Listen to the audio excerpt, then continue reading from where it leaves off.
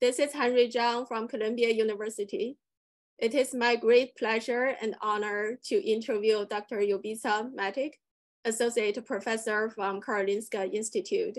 She received the Daniel Steinberg Early Career Investigator Award in Atherosclerosis and Lipoproteins.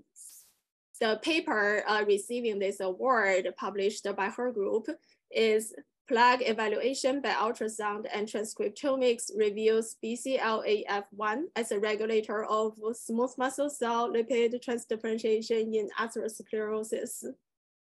It is worth noting that this is the 18th year of competition for ATVB Early Career Investigator Awards. The awards recognize articles published in ATVB in 2022 that were submitted by new investigators and judged to be the most outstanding in the atherosclerosis, lipoprotein, thrombosis, and vascular biology sections of the journal. There were 320 articles submitted for this award last year. Dr. Matic received the award in the atherosclerosis and lipoproteins category. The awardees are recognized at Vascular Discovery 2023. Congratulations again, Dr. Matic. Would you please summarize the major findings in your paper and how those findings may impact the field? Thank you. Well, thank you very much. It is first to express deep gratitude to the committee who awarded me for this paper. On behalf of all of the authors of the paper, I would also say thank you, because it is, of course, not only my study. There has been a group of people and collaborators working on the study.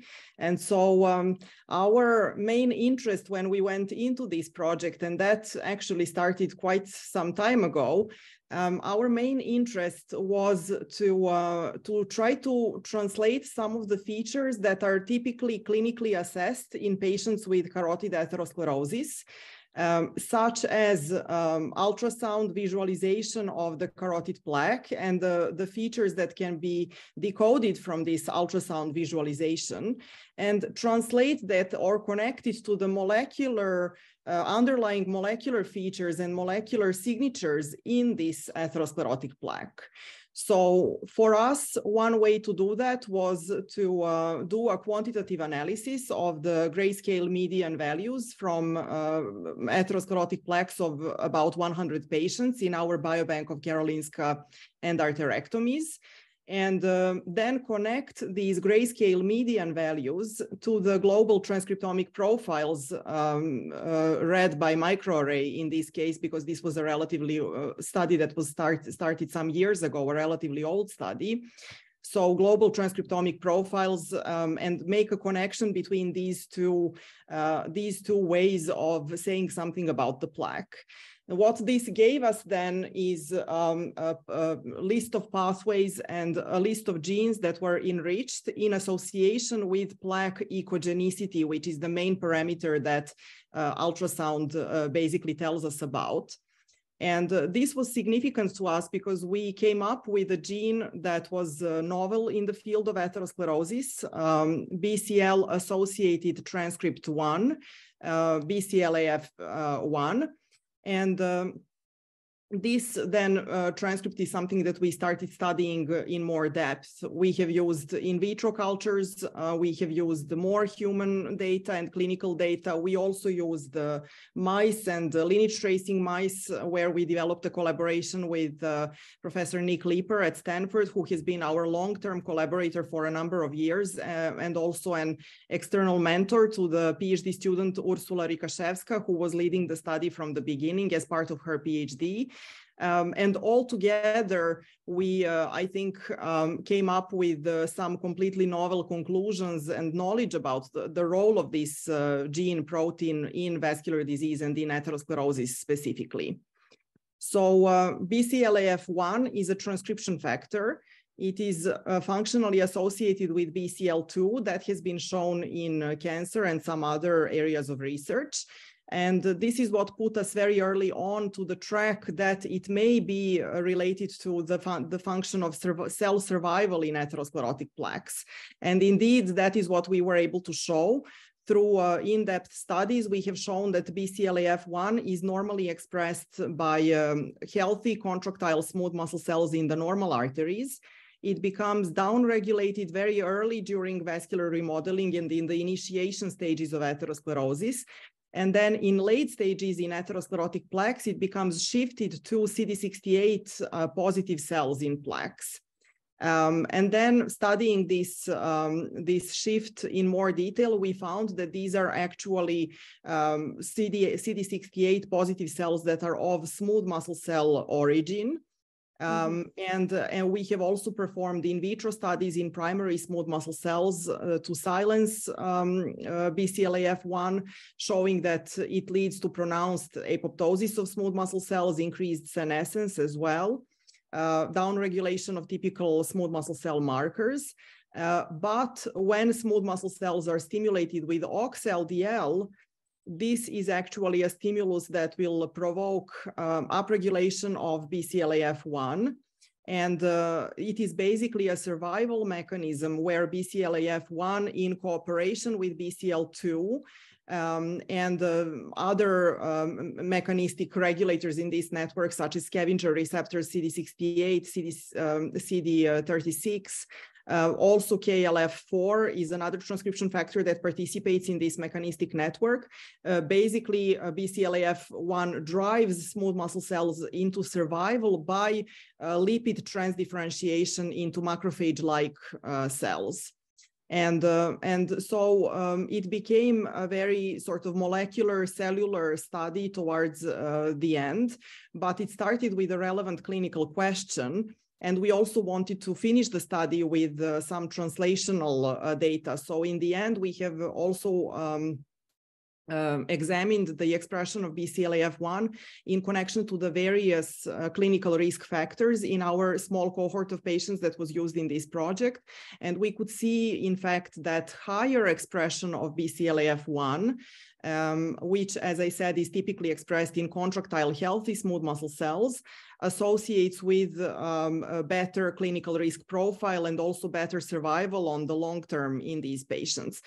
These clinical associations, however, would need to be done in a much larger cohort. We only had about 100 patients, so that didn't allow for any correction and association with comorbidities and other typical factors that should be taken into account in this kind of analysis. But it is an indication that a gene protein, which is important, can also be correlated and examined in association to clinical risk factors in patients.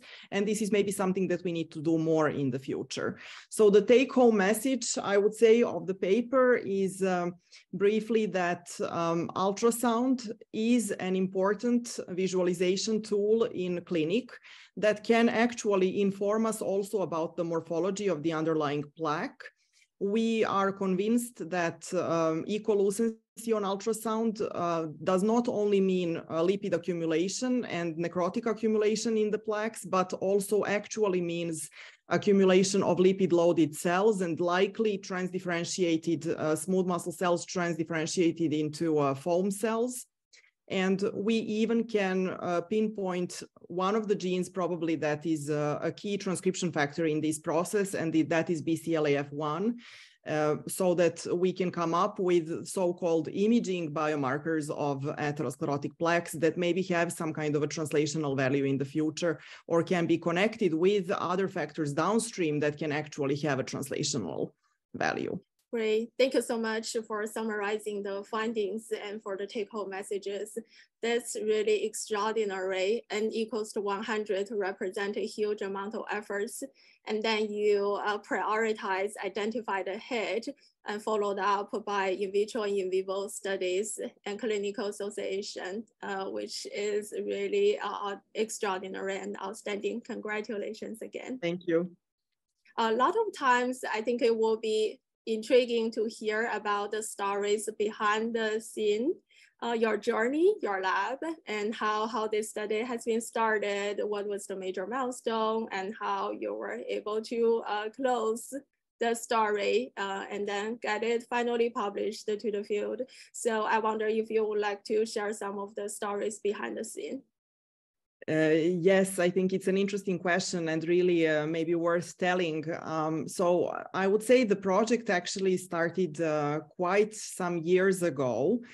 The incentive from the beginning was taken in the vascular surgery group by another co-author, Anton Razuvaev, who had this idea that one should look at the relationship between ultrasound and molecular plaque profiles.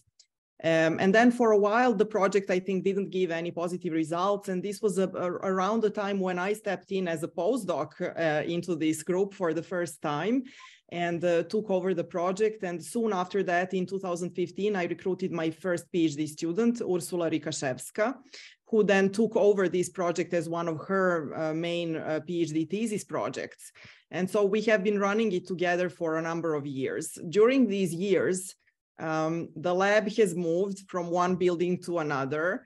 And this, I suppose everybody knows, it's a big tectonic earthquake when the lab is moving. You lose a lot of time on the moving, of course. We had the pandemic. The student also got a baby. And so there were many factors that made this study longer than it should have been, probably. But the study developed in a positive way. I think also we have to thank our excellent collaborators.